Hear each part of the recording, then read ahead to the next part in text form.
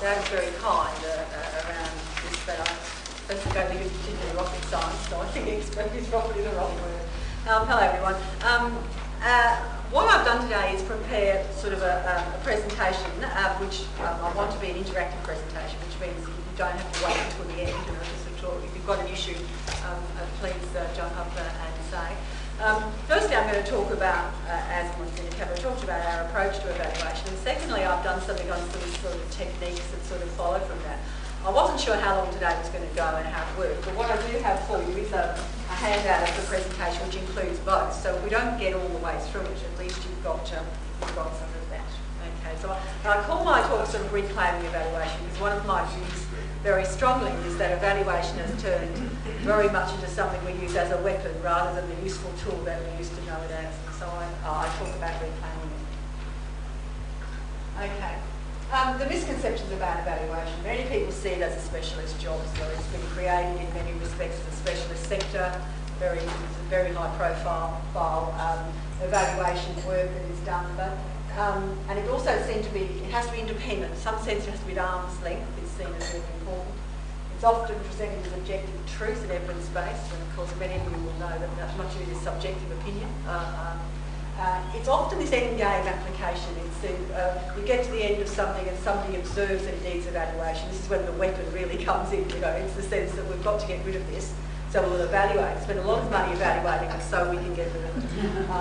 And therefore becomes, in many people's eyes, self-serving. So quite rightly, I think people have a quite jaded view, you know, of evaluation.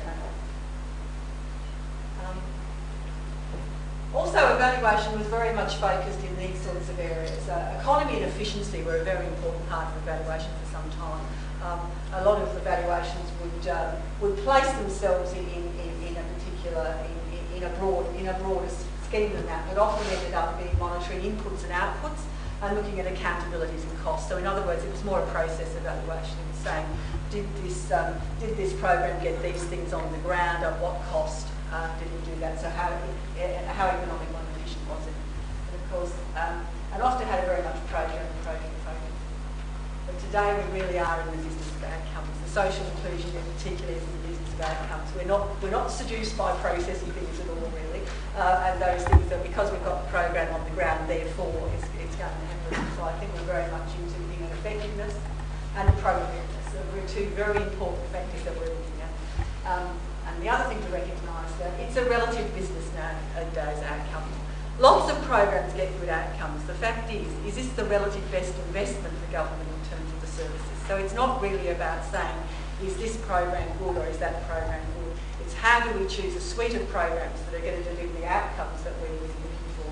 And so it's that relative conflict of investment that's so important nowadays. Also, of course, the focus is on nowadays more on systems and not just programs and projects. So much evaluation is program bound. It closes the system. It says, let's look at this bit and let's not look at the system around it. We'll look at it in isolation from it. It's a very closed view. In reality, it's the system that often challenges the program in ways. If you look at it outside of its system and context. But our evaluations are often not geared to looking at system evaluation. And of course, the other thing is, and I think the point you made, which I thought was such a good one, is that innovation really struggles to get up against mainstream activity. You cannot underestimate the power of same old, same old. We do it every day, and innovation is the thing that struggles. And people say, well, we'd love to do this, but we'd have to fund it over here. Innovation does not penetrate. Now, it would be hard to imagine this happening in, say, the private sector. You know, that they find a whiz-bang car, but nobody wants to build it because we're still building, you know, Model T Fords over here or something.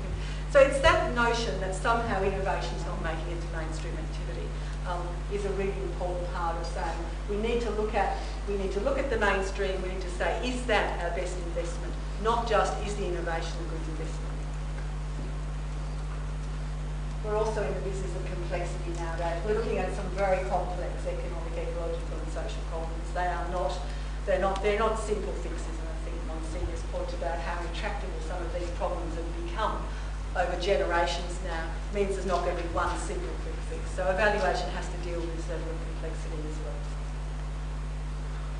It's also got alignments vertically and horizontally. Things aren't necessarily just in one particular portfolio or one particular programmatic area, they have implications, and there's no better example than mental health. We talk about mental health to the Treasury. We try to explain to them that you're actually paying for this, but you're paying for it in the prison system, and you're paying for it in the acute hospital system, and you're paying for it in the child protection system, and you're paying for it everywhere. It's highly cost ineffective for what you're paying for, but you're paying for it. Don't be seduced into the fact that there aren't those horizontal arrangements.